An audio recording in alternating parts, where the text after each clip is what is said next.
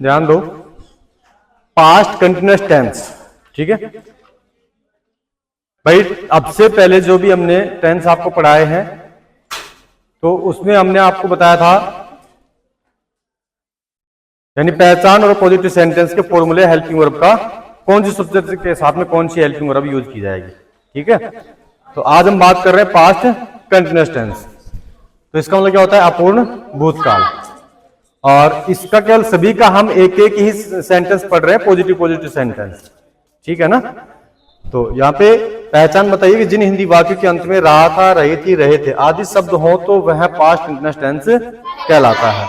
इस टेंस के सेंटेंस में हेल्पिंग वर्ब यानी सहायक क्रिया वाज अथवा वर्ब का प्रयोग किया जाता है जब सब्जेक्ट आई, ध्यान दीजिएगा, अब से पहले में I we you they plural subject के लिए यूज किया कर रहे थे ना, लेकिन अब यहां पे अंतर है।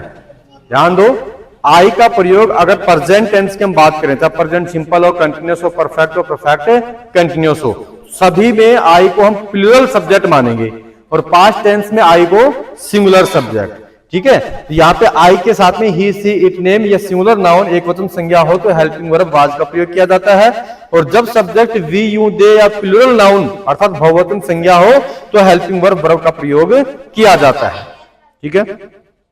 फॉर्मूला लिखा है कि subject plus was verb plus verb की first form plus ING plus object.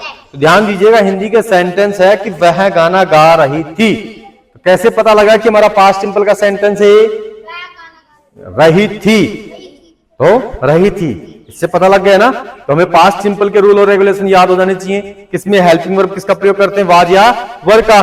Was का प्रयोग कब करते हैं, वर्ब का प्रयोग कब करते हैं, मैंने समझा दिया है।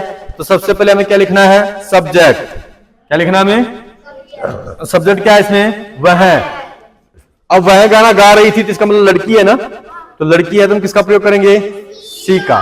किसका प्रयोग करेंगे, सी का। उसके बाद में वाज और वर्ब में से किसी एक का प्रयोग करना है। नियम हमने लिखा है नक्श भैया, जब नाम हो, नेम यानी क्या होता है, नाम, नाम जब होगा तो हम हेल्पिंग वर्ब किसका प्रयोग करेंगे, वाज का।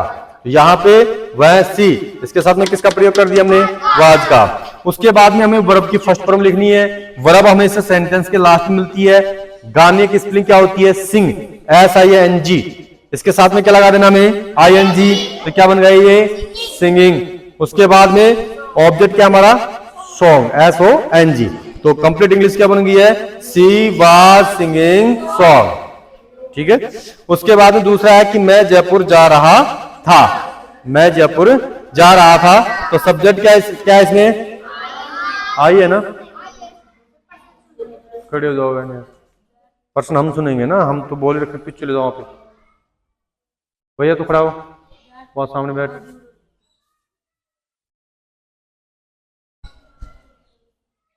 आई यहां पे सब्जेक्ट है, आई के साथ में हम किसका प्रयोग करेंगे, वाज का।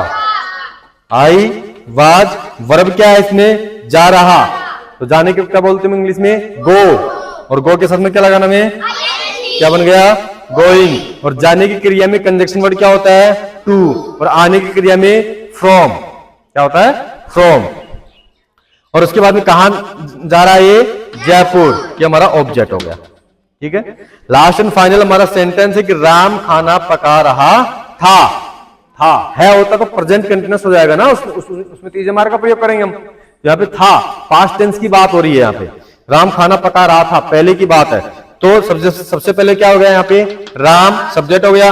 उसके बाद में नाम के साथ में किसका प्रयोग करना में, वाज का, यहाँ पे वाज। उसके बाद में कुक, पकाने की स्पेलिंग होती है, उसके साथ में ING, कुकिंग, और ऑब्जेक्ट हमारा क्या है, फूड यानी खाना, ठीक है।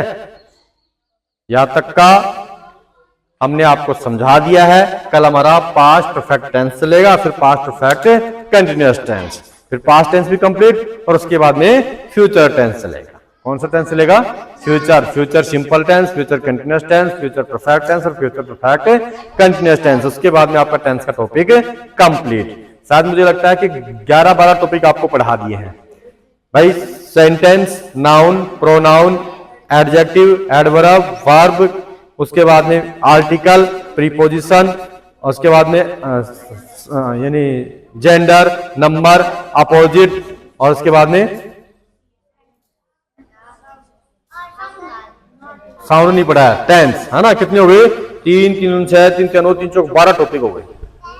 हाँ तो टेंस चल ही रहा नहीं, 12 टॉपिक चल रहा है ये। आर्टिकल भी हो गया। कितने टॉपिक हो गए हमारे? 12। तो ग्रामर्स के 12 टॉपिक कम नहीं होते हैं। 2-4 टॉपिक हम, जैसे कि साउंड बच रहा है, उसके बाद में वन वर्ड बच रहा है, ठीक है, ये हम और पढ़ाएंगे। और उसके बाद में हम आपको बुक पढ़ाना स्टार्ट कर देंगे, और जैसे परीक्षा नजदीक होगी उसके बाद में स्टोरी लेटर एप्लीकेशन पढ़ाएंगे, ठीक है।